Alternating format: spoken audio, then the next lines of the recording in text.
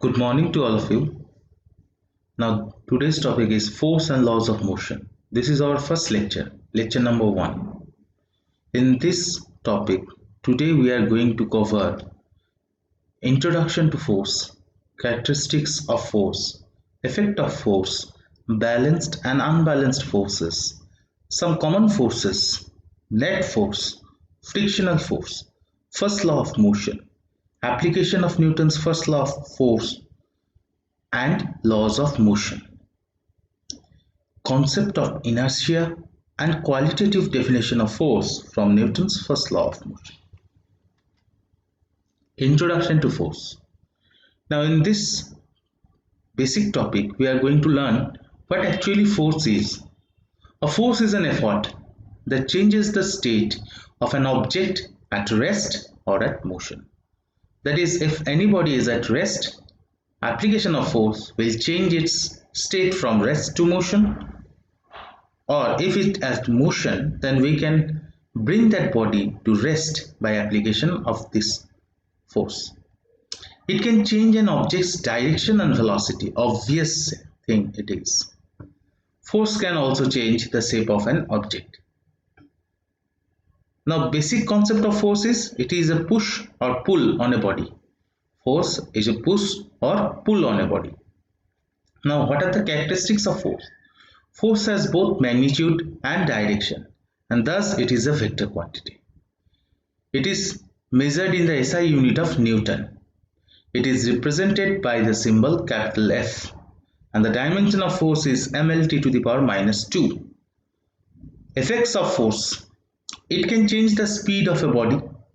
It can change the direction of force and laws of motion of a body. It can change the shape of a body. Balanced and unbalanced forces. Now, what are balanced forces? When balanced forces are applied to an object, there will be no net effective force acting on the object. Balanced force do not cause any change in motion. Now you can see in this picture that 300 and 300 Newton of force, 300 Newton force and 300 Newton force are being applied on either side in different directions. So the forces are equal and opposite. So the rope will not move in either of the two sides. Characteristics of force. Balanced forces do not cause any change of state of an object. So this character is being revealed here. You are applying 300 Newton of force along this side. You are applying 300 Newton of same force along this side. So equal forces are applied but in opposite direction. So they will not move. Balanced forces are equal in magnitude and opposite in direction. I have already stated that. Balanced force can change the shape and size of an object. For example, when we press a balloon from opposite side, the size of the and shape of the balloon is changed. Unbalanced forces. Unbalanced forces acting on an object can change its speed and or direction of a motion. It moves in the direction of the force with the highest magnitude. That means on that side where the magnitude of the force is greater, the body will be moved that-ward, or its direction of motion will be along that side only. Characteristics: change the speed and position of an object, change the shape and size of an object. Now here you can see 400 Newton is applied along this side and 300 Newton is along this side. So these three peoples are supposed to be drawn along this side as this force is greater than this force. Now some common forces. Few common forces we are all acquainted with, like muscular force, gravitational force, frictional force, air resistance, that is also a force. Now what is muscular force? The force exerted by human body muscles is called muscular force. Gravitational force, the attractional force applied by earth on an object in downward direction, downward, that means towards its center, is called gravitational force.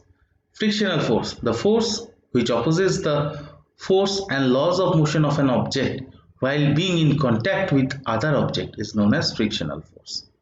We will go deep on this topic also later. Air resistance, force which is exerted on an objects while flying in air is named as air resistance. It acts in a direction opposite to the velocity of the object. Now what is net force? How to calculate out the total force acting on a body? Now let us check this image. You can see two forces F1 and F2 are applied along this side and towards the left side, and 7 Newton force is applied to the right side. So the net force acting on the body will be given as summation of these two bodies and subtracting this value, that is F1 plus F2 minus F3, that is 5 Newton plus 5 Newton minus 7 Newton, that is 3 Newton, and this 3 Newton will be acted along this side. As we can see, it is an unbalanced force, and the left side, the force total force on this left side is greater than the total force on the right side, so the body will be moved along left. Frictional force. Now I have already mentioned that we are going to have a deep study, a little bit study on this frictional force. So the force that opposes relative motion is called friction. That means whenever there is a relative motion between surfaces in contact, then the force which evolves is called the frictional force. It arises between the surfaces in contact. Example, when we try to push a table and it does not move, is because it is balanced by frictional force. Look, we are pushing this table, it is moving along this side, and this point of contact, at this point of contact, that is this surface is about to move, is about to pull it along this side. Now how does it appear? There are irregularities in the surfaces, so these surfaces will rise friction. Friction rises due to this. We are pulling the table along this side, and so there will be a relative drag, a relative opposition, which is called the frictional force. Now you just learn up to this in this topic, because you have to learn more on the frictional force in class 11. Now types of friction: dry friction, fluid friction, lubricated friction, spin friction, internal friction. Now what is dry friction? Dry friction is a force that opposes the relative lateral motion of two solid subjects in contact. If two solid surfaces are in contact, then it is called a dry friction. It is of two types: static friction and kinetic friction. Now what is fluid friction? This describes the friction between layers of viscous fluid that are moving relative to each other. So this is also known as viscosity or viscous drag. This type of friction is known as viscous drag. Lubricated friction. In case of a fluid friction, where a lubricant fluid separates two solid surfaces, is called lubricated friction. That is, we are oiling or we are applying grease over the track and the wheel. So grease or that lubricant is applying lubricated friction to both the wheel and the track.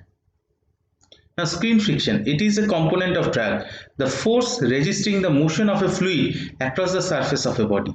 If we put water drops on our body, sometimes it easily flows down, or sometimes it slowly drips throughout our surface of the hand. It is due to this skin friction. Internal friction. Internal friction is a force resisting motion between the elements making up a solid material while it undergoes deformation. Now Newton's first law of motion. Now what is basically this law is, a body continues to be in the state of rest or uniform motion in a straight line unless acted upon by an external unbalanced force. This is also called the law of inertia. Now check out this picture. An object at rest will remain at rest unless acted by some unbalanced force. That is, if you kick this ball, then only the ball will be moved. An object in motion will continue with constant speed and direction unless acted on an unbalanced force. Now if we kick the ball, it flies on and on until it is been obstructed by another player or the net of the goal. Now actually, what is the statement of Newton's first law of force? Newton's first law of force, or the law of inertia, it states that any object will remain in the state of rest or in uniform motion along a straight line until it is compelled to change the state by applying external force. Now application of Newton's first law of force and laws of motion. When a straight moving bus suddenly stops down, the passengers sitting inside fall in forward direction. This is because the body of the passenger initially moving in a straight line tends to move the same way even after the brakes are applied, making the passenger fall in forward direction. When you hit a carpet, it loses inertia of rest and moves, but the dust in it retains inertia of rest and is left behind. Thus, dust and the carpet are separated. When a tree is shaken, it moves to and fro, but fruits remain at rest due to its inertia of rest. Due to this, fruit breaks off the tree. Now, concept of inertia and qualitative definition of force from Newton's first law of motion. What is inertia? Basically, all objects have a tendency to resist the change in the state of motion or rest. This tendency is called inertia. All bodies do not have the same inertia. Inertia depends on the mass of the body. Mass of an object is the measure of its inertia. More the mass, more will be the inertia. More the mass, more inertia, and vice versa. Inertia is again of two types, inertia of rest and inertia of motion. Now look at the picture. There are two buckets. One is empty bucket and another is filled with sand. Now it is easy to move this empty bucket rather than this sand filled bucket.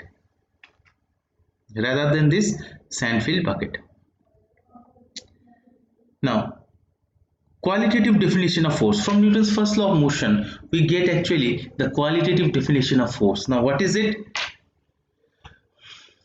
Force can be defined as an external agency which, when applied on a body, changes or tends to change the inertia of the body.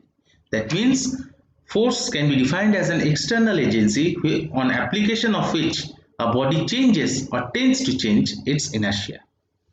This definition gives the idea of force only, but not its mathematical definition.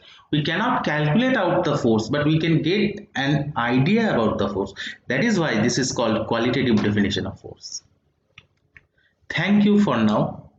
We will have our next lecture on Newton's second law of motion, momentum.